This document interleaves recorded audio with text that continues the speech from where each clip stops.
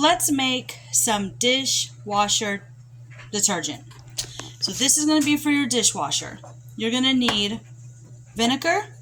This is going to be for your rinsing aid. You're going to need 1 cup of borax and 1 cup of washing soda.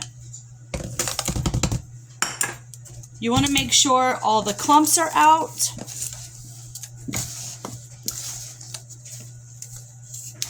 Or at least most of the clumps.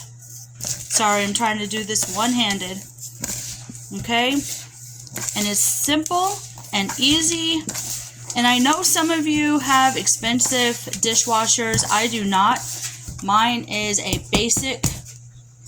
You want to take about half a tablespoon to a tablespoon. So let's see. I have this full of dirty dishes. So we're going to put it right in here. So about a tablespoon. Okay? There you go. And then where your rinsing aid would go, you're going to put your vinegar. Because the vinegar will help get everything. So just right in there. The vinegar helps to clean too. It's an antibacterial. It cleans, it rinses.